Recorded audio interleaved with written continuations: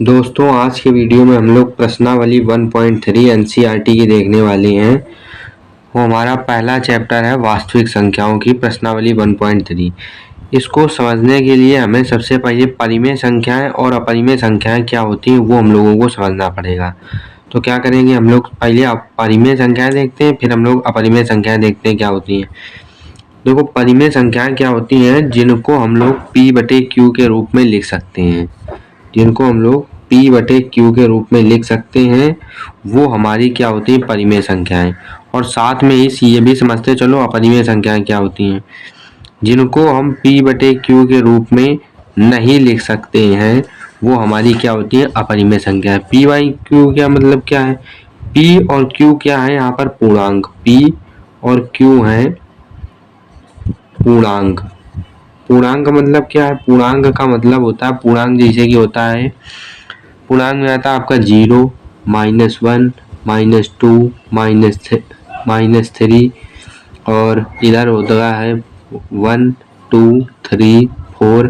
तो इस प्रकार से इधर भी चले जाओ अनंत तक और इधर भी माइनस अनंत तक, कहीं पर भी चले जाओ। अगर वो 1, 2, 3, 4 है, बस बीच वाली संख्या नहीं लेनी, कोई भी दशमलव वाली संख्या मत लेना, जैसे कि 1.2, -1.2, 0.3। ये इनको छोड़ करके जो बीच की ये ऐसी संख्याएं होती हैं 0, 1, 2, 3, 4, 0, -1, ये सब जितनी भी होती हैं वो पूर्णांक होती हैं, जहाँ P और Q पूर्णांक होंगे। लेकिन Q जो है वो 0 नहीं होगा। Q कह दिया गया है 0 नहीं, Q 0 के पूर्णांक नहीं है। Q 0 को छोड़ करके और कुछ हो सकता है, ये इनके कहने का मतलब है, जहाँ Q does not equal to 0 होगा। तो परिमेय संख्याएं क्या होंगी, जिनको P/Q के रूप में लिख सकते हैं, जहाँ Q 0 के बराबर नहीं होगा। पूर्णांक किन्हें कहते हैं, ये आपको समझ में आया।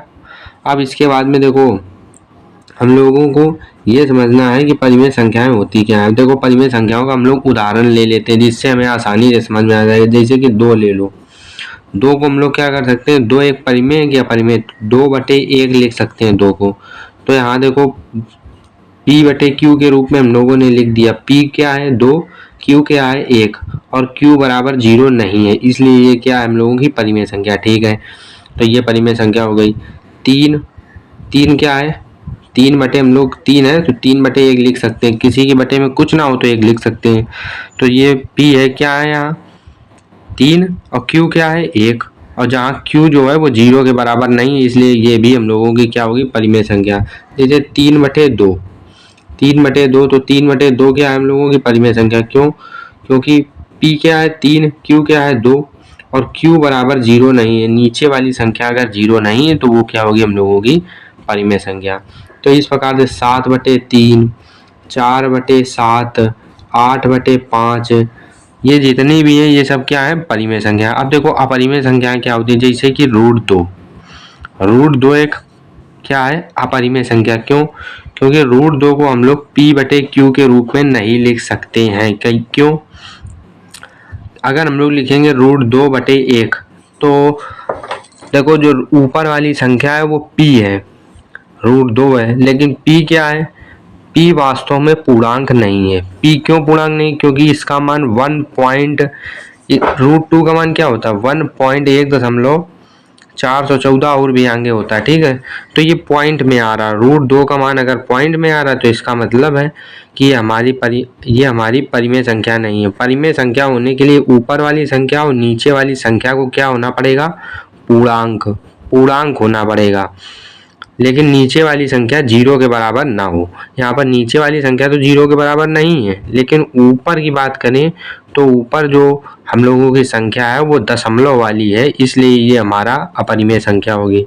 ठीक है, अब इसके बाद में √3 भी अपरिमेय संख्या। क्यों, देखो नीचे तो इसके 1 है, नीचे से तो कोई दिक्कत नहीं है, Q बराबर तो 1 है, लेकिन P जो है वो क्या होना चाहिए हम लोगों का, P और Q पूर्णांक होना चाहिए। लेकिन यहाँ पर P जो है वो देखो कहीं पूर्णांक में आ रहा, पूर्णांक में कभी भी दशमलव वाले अंक नहीं होते हैं। पूर्णांक में केवल इस तरह के अंक आते हैं 0, 1, 2, 3, 4, -1, -2, -3, -4, -5, -6, -7, -8 ऐसे आपको क्रम से चलते चले जाना है इधर की ओर और क्रम से उधर की ओर, तो हमें मिलेंगी पूर्णांक। तो यहाँ पर √2 भी क्या हो गई? अपरिमेय संख्या। √7 भी क्या है? अपरिमेय संख्या, क्योंकि √7 का मान जो है वो पॉइंट में आता है और पॉइंट में आएगा तो वो पूर्णांक नहीं होगा। अगर पूर्णांक नहीं है तो वो हमारी परिमेय संख्या नहीं होगी। इसी प्रकार √5 ले लो तो √5 क्या है? √5 भी हमारा अपरिमेय संख्या हो जाएगी। इसी प्रकार हम लोग क्या करते हैं, एक संख्या ले लो जैसे कि हो गया 6 + √2। 6 + √2 हमारी परिमेय संख्या की अपरिमेय। देखो इसके बटे में तो 1 है, बटे में से तो कोई दिक्कत नहीं, लेकिन ऊपर क्या है? ऊपर 6 + √2 है। 6 + √2, 6 से तो कोई दिक्कत नहीं, प्लस √2 ये चीज जो है वो कुछ ना कुछ दशमलव में बनाएगी। देखो 6 + 1.414 बटे 1, जब इसको जोड़ेंगे तो 6 एक साथ 7.414 बटे 1 आएगा। तो इसलिए ऊपर वाली जो संख्या आ गई है वो p/q के रूप में तो है, लेकिन p जो है वो क्या होना चाहिए था हम लोगों का? p एक पूर्णांक होना चाहिए था, लेकिन यहाँ पर p जो है वो दशमलव में आ गया है, इसलिए हमारा जो ये संख्या है ये भी अपरिमेय संख्या होगी। अब देखो इसके बाद में जैसे कि हो गया 7√5, ये परिमेय की अपरिमेय, ये परिमेय की अपरिमेय। तो इसको पता करने के लिए नीचे की तरफ तो 1 है, लेकिन ऊपर की तरफ जो है वो क्या है?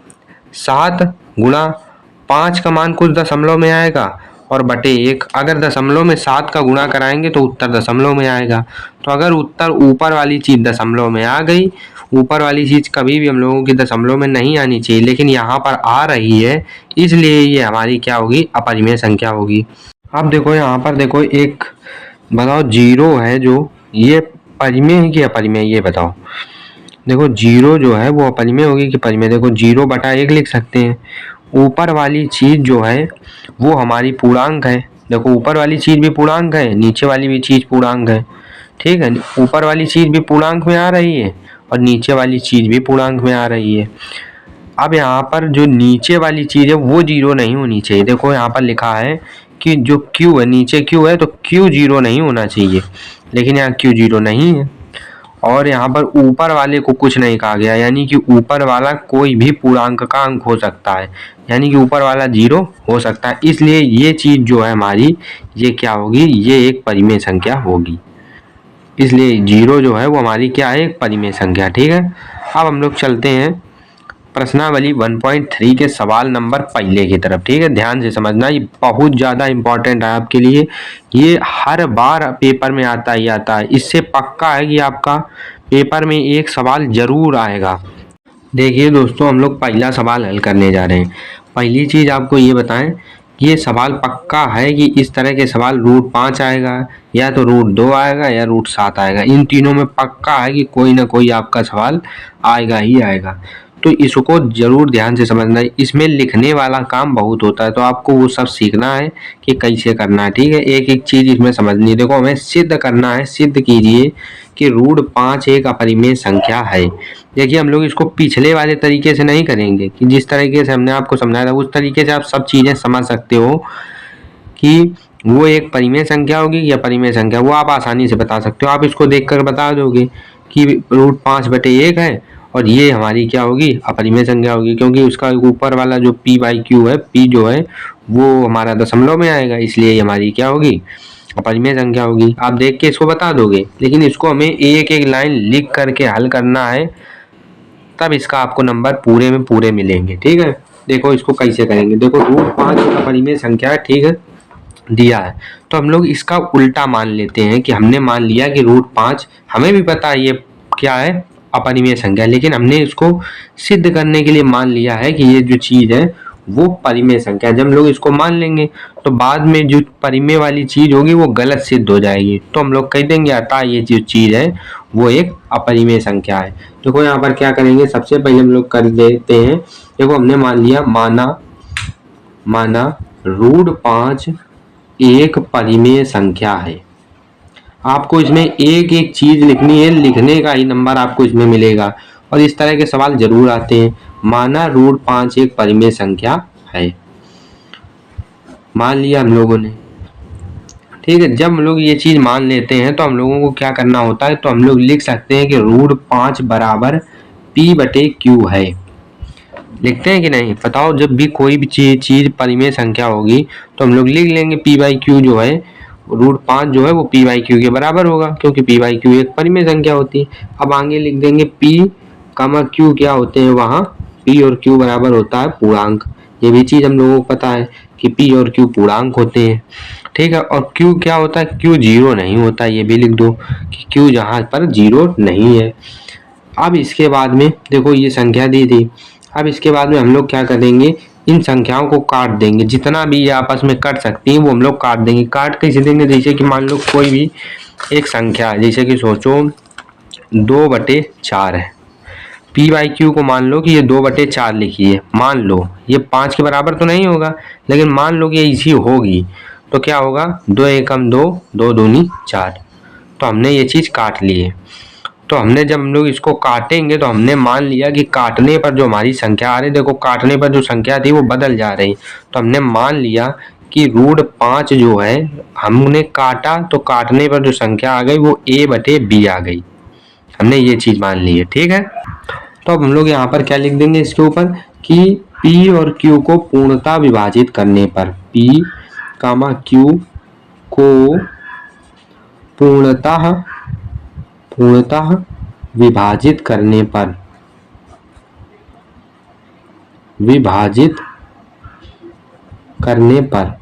कितना विभाजित करने पर, पूर्णतः विभाजित करने पर। पूर्णतः का क्या मतलब है यहाँ, कि मतलब कि जितना ये दोनों आपस में कट सकते थे हमने उतना काट दिया। इसका क्या मतलब, जैसे कि मान लो ऊपर लिखा है 8, नीचे लिखा है 16, ऐसा लिखा है तो हमने क्या किया, 2 चौको 8, 2 8 16, एक बार काटा। तो हमने ये केवल नहीं लिखा है कि 4/8 लिख दिया हो, हमने पूर्णतः विभाजित कर दिया। इसका क्या मतलब है, 2 दूनी 4, 2 चौको 8, 2 एकम 2, 2 दूनी 4।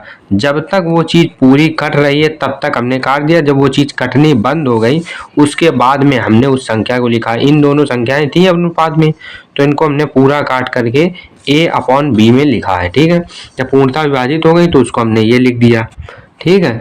तो अब इसके बाद में क्या करते हैं हम लोग कि B को उधर भेजते हैं, तो A बराबर क्या आ जाएगा, B√5 आ गया।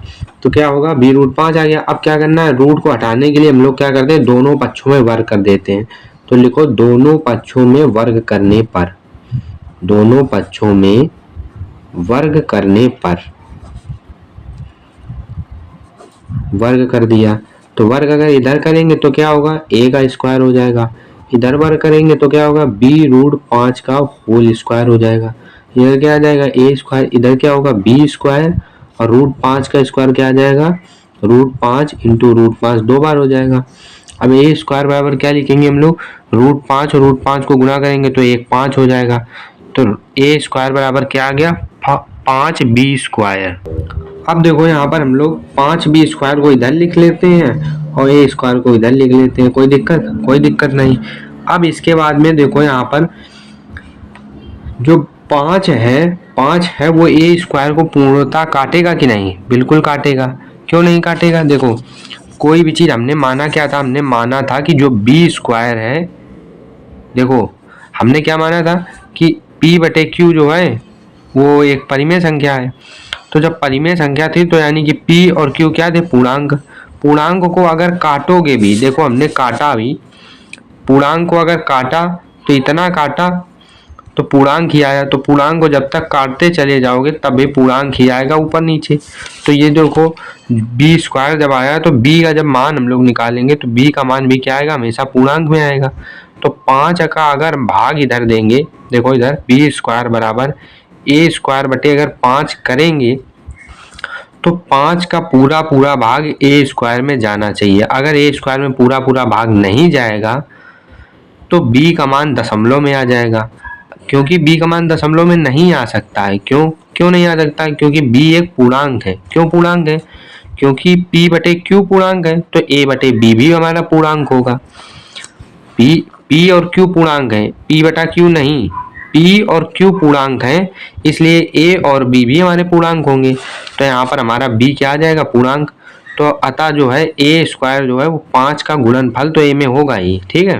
तो A स्क्वायर जो है, A स्क्वायर 5 से विभाजित होगा, 5 से विभाजित होगा। ये आपको समझ में आया क्यों होगा? क्योंकि अगर हम विभाजित नहीं होगा तो B का मान दशमलव में आ जाएगा। अब देखो हमारा जो A स्क्वायर है वो 5 से विभाजित है, तो हमारा जो AB होगा वो 5 से विभाजित होगा। क्यों विभाजित होगा? देखो अगर कोई भी संख्या, मान लो कि संख्या है 5 का स्क्वायर, 5 क्या है, एक ही जगह लिख दिया, स्क्वायर लग दिया, तो 5 का स्क्वायर अगर 5 से विभाजित है तो 5 भी 5 से विभाजित होगा। देख लो, चाहे 25, अगर 5 का स्क्वायर करो 25, अगर वर्ग उस किसी संख्या का उससे विभाजित होता है तो वो संख्या भी नीचे वाली संख्या से विभाजित होगी। तो वो संख्या ले लो, चाहे 5/5 कर लो, 5/5 करोगे तो 1 आ जाएगा। वही चीज़ कह रहे हैं कि अगर A स्क्वायर 5 से विभाजित होगा तब हमारा क्या होगा, A स्क्वायर क्योंकि 5 से विभाजित है, ये तो हमें पहले पता है, अगर विभाजित है तब क्या होगा, हमारा A भी 5 से विभाजित होगा, 5 से विभाजित होगा, 5 से विभाजित होगा। ये हमने लिख दिया। अब इसके बाद में हम मान लेते हैं कि A बराबर है 5C, A बराबर 5C मान लिया। 5C क्यों मान लिया? जैसे कि मान लो कोई संख्या है, वो है 25, अभी माना था 25, तो 25 को हमने क्या किया, 5 निकाल लिया और 5 को अलग कर दिया, 5 को अलग कर दिया। तो ये चीज़ हमने की है। अब यहाँ पर हमने क्या किया है, हमने A मानना है, हमने A स्क्वायर माना था ना, हमने मान लिया कि A बराबर 25 है। पिछले वाले अगर सवाल की तरफ चलें तो पिछले वाले सवाल में हमने क्या माना था, इसको लेकर चलो कि A स्क्वायर है, तो 5 में हम लोग 5 को क्या करेंगे, A बराबर 5 है तो 5 से हम लोग कॉमन ले लेंगे 5 और 1 बच जाएगा। इस प्रकार से हम लोग चीज़ कर रहे हैं। तो 5 हमने कॉमन ले लिया है और 1 की जगह कोई भी संख्या हो सकती है और भी, जैसे कि मान लो A का मान यहाँ पर अगर 25 की जगह और कुछ मान लेते तब हमारा C का मान और कुछ मिल जाता। तो वही चीज़ कह रहे हैं कि A बराबर 5C हम लोगों का मान लिया हमने। अब जब A बराबर 5C मान लिया तो 5C को यहाँ पर रख दो, तो B स्क्वायर बराबर क्या मिल जाएगा, 5C का होल स्क्वायर बटे 5। अब इसके बाद में B स्क्वायर बराबर क्या हो जाएगा, 25C स्क्वायर बटे 5। 5 से काटो तो 5 25, B स्क्वायर बराबर आ जाएगा 5C स्क्वायर। B स्क्वायर बराबर क्या आ गया, 5C स्क्वायर। अब देखो यहाँ पर हम लोग क्या करते हैं, C स्क्वायर बराबर करेंगे, C स्क्वायर बराबर 5C को इधर कर लिया, B को उधर भेज दिया तो B स्क्वायर आ गया। अब C स्क्वायर बराबर B स्क्वायर बटे 5, C स्क्वायर बराबर B स्क्वायर बटे 5 आ गया। अब ध्यान से यहाँ पर देखना, क्योंकि वहाँ पर हमने देखा था, अब देखो अगर यहाँ देखोगे ऊपर की तरफ देखो, जब A के नीचे 5 आया था A स्क्वायर के नीचे, तब A स्क्वायर क्या था, 5 से विभाजित। अब B स्क्वायर के नीचे 5 है तो B स्क्वायर भी 5 से विभाजित होगा। तो यहाँ लिखेंगे B स्क्वायर 5 से विभाजित, 5 से विभाजित होगा, 5 से विभाजित होगा, 5 से विभाजित होगा। तब हमारा B भी 5 से विभाजित होगा, B भी 5 से विभाजित होगा, 5 से विभाजित होगा।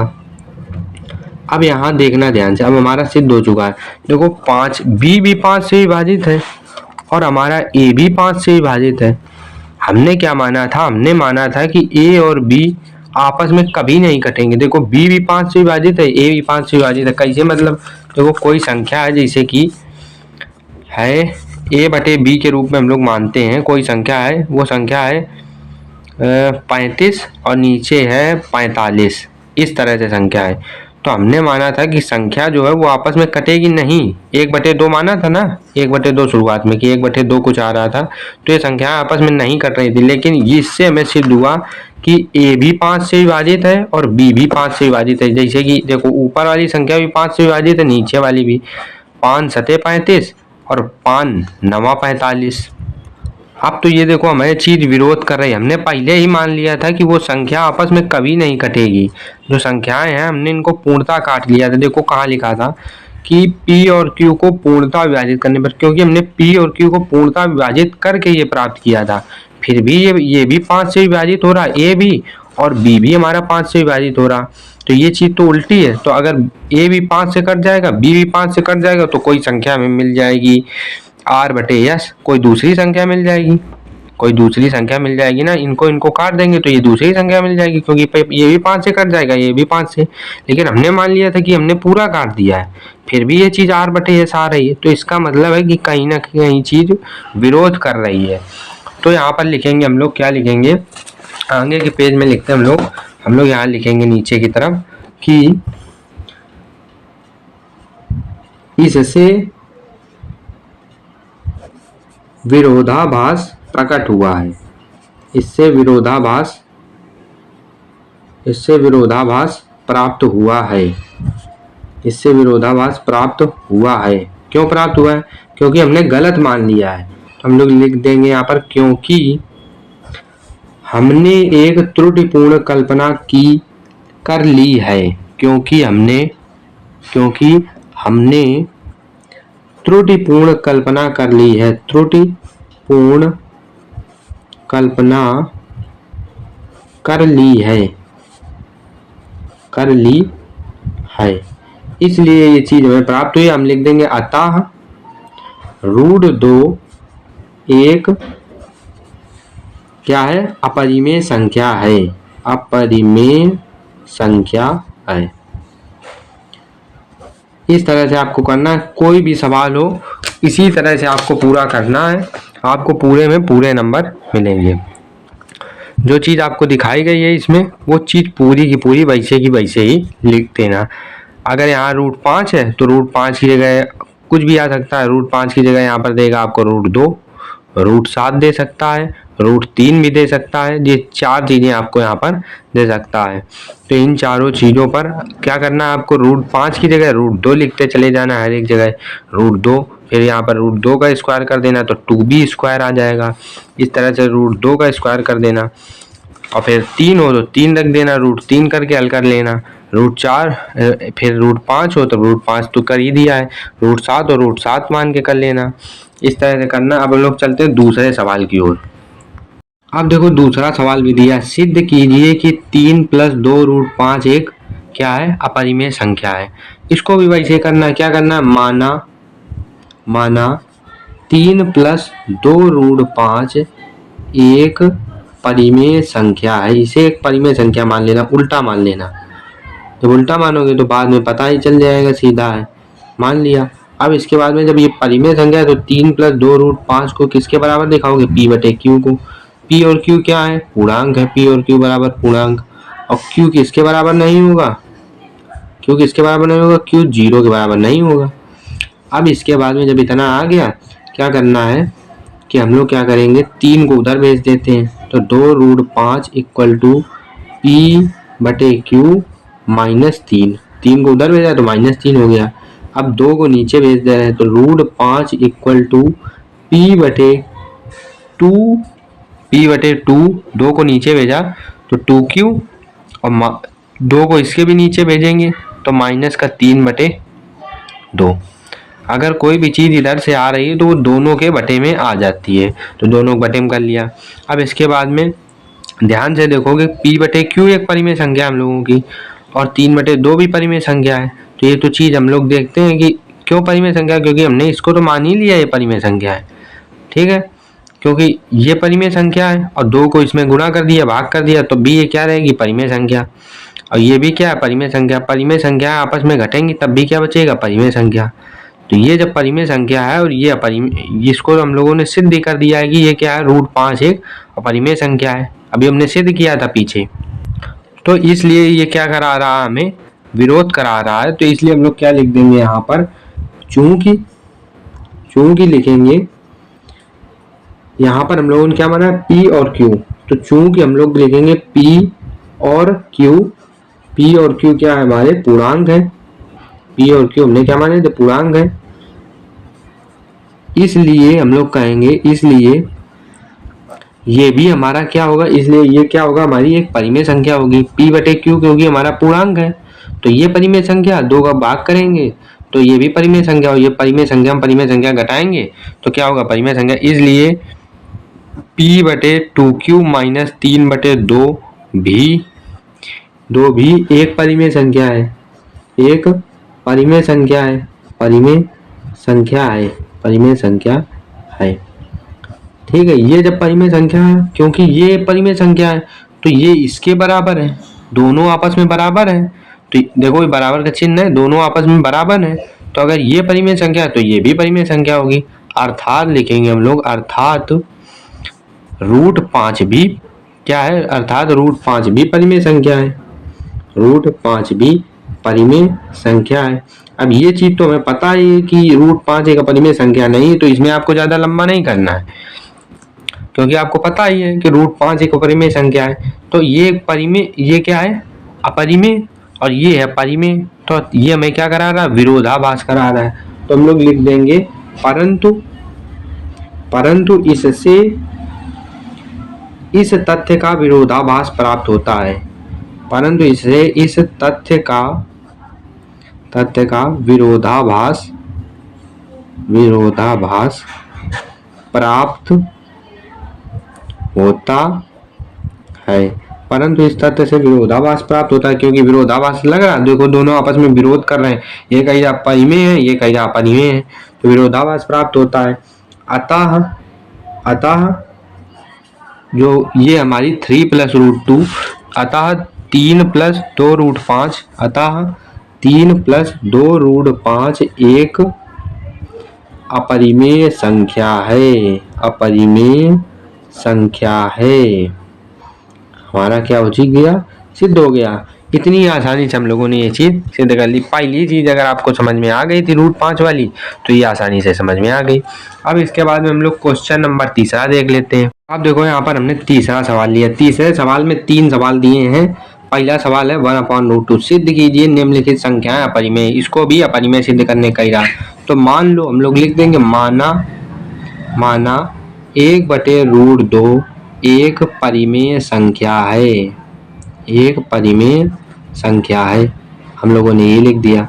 अब इसके बाद में 1/√3 परिमेय संख्या, तो 1/√3 बराबर p/q लिख देंगे, और लिख देंगे p, q बराबर पूर्णांक है, और जहाँ q 0 के बराबर नहीं है, क्योंकि यही तो शर्त होती है परिमेय संख्या की, इसलिए मान लिया परिमेय संख्या, तो परिमेय संख्या के बराबर दिखा दिया कि एक परिमेय संख्या है और ये p/q के रूप में। अब इसको क्या करेंगे, √2 को इधर भेजेंगे और इधर भेजेंगे, q को इधर भेजेंगे, q इधर भाग में उधर गुणा में भेज देंगे, तो q ऊपर आ गया, p इधर ऊपर है तो p को नीचे भेज देंगे, p नीचे आ गया, बराबर √2 इधर भाग में, √2 ऊपर चला जाएगा, ये आ गया। ठीक है, q को ऊपर भेज दिया और p को नीचे भेज दिया और √2 को ऊपर भेज दिया, तो √2 ये आ गया। तो देखो p/q हमारी अगर परिमेय संख्या है तो हमारी q/p भी एक परिमेय संख्या होगी, q/p भी क्या होगी, परिमेय संख्या होगी। तो इस तरह अगर तो ये एक परिमेय संख्या है तो ये भी क्या होगी, एक परिमेय संख्या होगी। अब इसको आपको क्या करना है, उसी तरीके से सिद्ध करना है। किस तरीके से कि हमने इसको पूरा का पूरा काट लिया, काटने पर पूर्णता विभाजित करने पर प्राप्त हुआ है हम लोगों का, उसी तरह से जैसे हमने √5 को किया था वैसे ही करना है। कि हम लोग क्या करेंगे, आपको लिखना है यहाँ पर कि पूर्णता विभाजित करने पर मान लो मिल गया हमें a/b मिल गया, पूर्णता काटने पर बराबर √2 आ जाएगा। फिर क्या करोगे, दोनों पक्षों में वर्ग कर दोगे, b को इधर भेजते, जब दोनों पक्षों में वर्ग करेंगे तो a² बराबर आ जाएगा 2b² आ जाएगा। अब √2 को इधर भेजोगे तो 2 को इधर भेजोगे तो a²/2 आ जाएगा, a² अगर 2 आ गया। इसके बाद में आप लिख लेना, पहले ही सवाल की तरह लिखना है, इसमें आपको लिख के नहीं बता रहे, बिल्कुल सेम है करके बता दे रहे हैं। 2 इधर भेजा तो क्योंकि ये 2 के बटे में है और ये 2 को पूरा विभाजित करेगा, तो हम लोग लिखेंगे अगर a² को 2 विभाजित कर रहा है तो a को भी विभाजित करेगा। जब a को 2 विभाजित कर दिया, फिर इसके बाद में अगर a को विभाजित कर दिया तो हमने मान लिया a बराबर 2c, ये बराबर हमने मान लिया 2c है।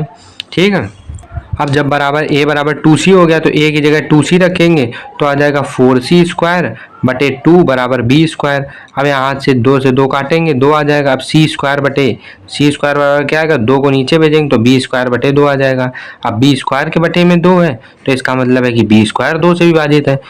b स्क्वायर 2 से विभाजित है, इसका मतलब है कि b भी 2 से विभाजित होगा। क्योंकि b भी 2 से विभाजित है, a भी 2 से विभाजित है, क्योंकि हमने इसको पूर्णता विभाजित कर लिया था। यहाँ पर हमने इसको पूर्णता विभाजित करके ये प्राप्त किया था। लेकिन ये अभी कह रहा कि a भी 2 से कट जाएगा, b भी 2 से कट जाएगा। अगर दोनों b से 2 से कट जाएंगे तो ये तो यानी कि पूर्णता विभाजित हुए ही नहीं थे, तो ये तो विरोध प्रदर्शित कर रहा है। तो हम लोग लिख देंगे कि अतः इससे विरोधाभास प्राप्त हुआ है, क्योंकि हमने त्रुटिपूर्ण कल्पना कर ली है। अतः लिख देंगे कि अतः 1/√2 क्या है, अपरिमेय संख्या है। इस तरह से आपको ये चीज करनी है। अब चलते हैं दूसरे सवाल की ओर। अब देखो 7√5 दिया, 7√5 कह रहा है, इसको भी कह रहा है कि सिद्ध करो कि ये एक अपरिमेय संख्या है। माना, लिख देंगे माना 7√5 एक परिमेय संख्या है, एक परिमेय संख्या है, हमने ये मान लिया। अब इसके बाद में अगर ये परिमेय संख्या है तो 7√5 को किसके बराबर दिखाएंगे, p बटे q के। और जहाँ p और q जो है वो p और q क्या है, बराबर पूर्णांक है। p और q पूर्णांक है और जो q है वो 0 के बराबर नहीं है। यही चीज तो करते थे। अब क्या करेंगे, q को उधर भेजेंगे और p को नीचे भेजेंगे। q को ऊपर नहीं भेजते, क्या करते हैं 7 को इधर ले लेते हैं। √5 बराबर क्या हो जाएगा, p बटे 7q। अब क्योंकि हमने ये चीज मानी है कि p और q पूर्णांक है, q 0 के बराबर नहीं है, तो यथा ये एक परिमेय संख्या है, ये एक परिमेय संख्या है, तो ये भी परिमेय संख्या है। क्योंकि अगर परिमेय संख्या 7 का अगर भाग भी दे देंगे तो ये हमेशा परिमेय संख्या ही बनेगी, क्योंकि ये p बटे q के रूप में अब भी है। ठीक है, तो अभी भी एक परिमेय संख्या है। ये इससे हमें क्या सिद्ध हो रहा कि ये एक परिमेय संख्या है, लेकिन ये एक परिमेय संख्या है। ये चीज तो हमें पता है। तो यहाँ लिखेंगे चूंकि p और q पूर्णांक है, चूंकि p और q पूर्णांक है, इसलिए इतना एक परिमेय संख्या होगी। p बटे 7q एक परिमेय संख्या होगी, एक परिमेय संख्या होगी। अगर ये हमारी परिमेय संख्या है, क्योंकि ये वाली परिमेय संख्या इसके बराबर है, तो ये अगर परिमेय है तो ये भी परिमेय होगी। तो लिखेंगे अर्थात इनके कहने का मतलब क्या है कि √5 भी परिमेय संख्या है, √5 भी परिमेय संख्या है। इनका कहने का मतलब है कि √5 भी परिमेय संख्या है, क्योंकि दोनों बराबर हैं। √5 भी परिमेय संख्या है, क्योंकि ये चीज हमें पता है। क्या पता है कि √5 एक परिमेय संख्या है। तो लिख देंगे ये तो विरोध कर रहा है, हमने तो ये देख रहे हैं कि ये तो परिमेय है, लेकिन ये चीज तो हमें पता है पहले से कि ये परिमेय है। तो लिख देंगे परंतु इससे हमें विरोधाभास प्राप्त होता है, हमें विरोधाभास प्राप्त होता है, हमें विरोधाभास प्राप्त होता है। अतः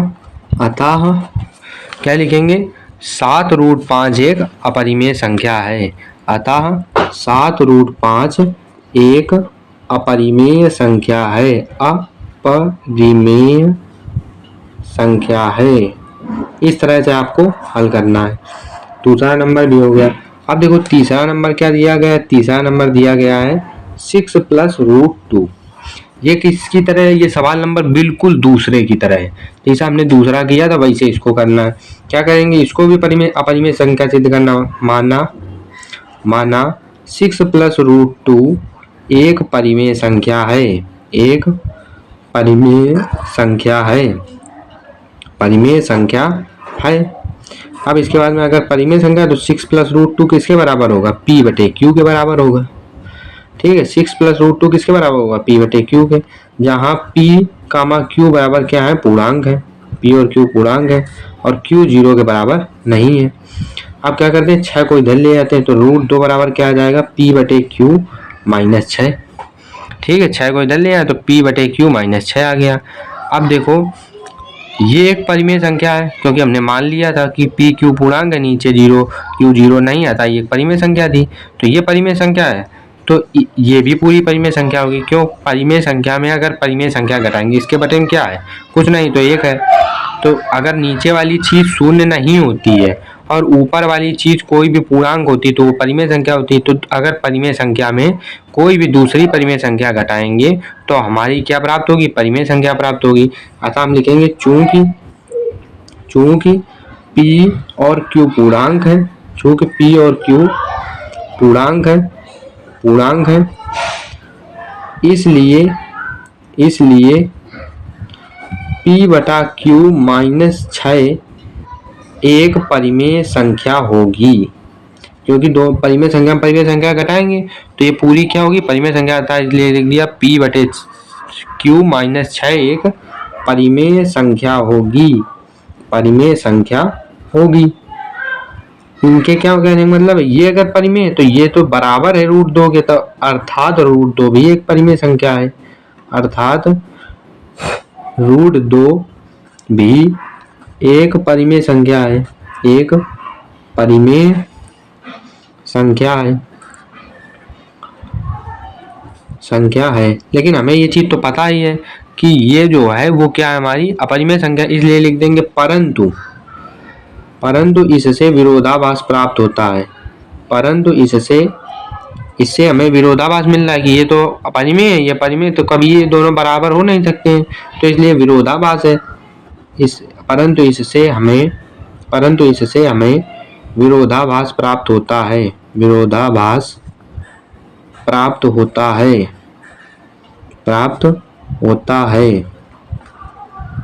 अतः जो संख्या दी थी, क्या दी थी? 6 प्लस रूट 2, अतः 6 प्लस रूट 2 एक अपरिमेय संख्या है।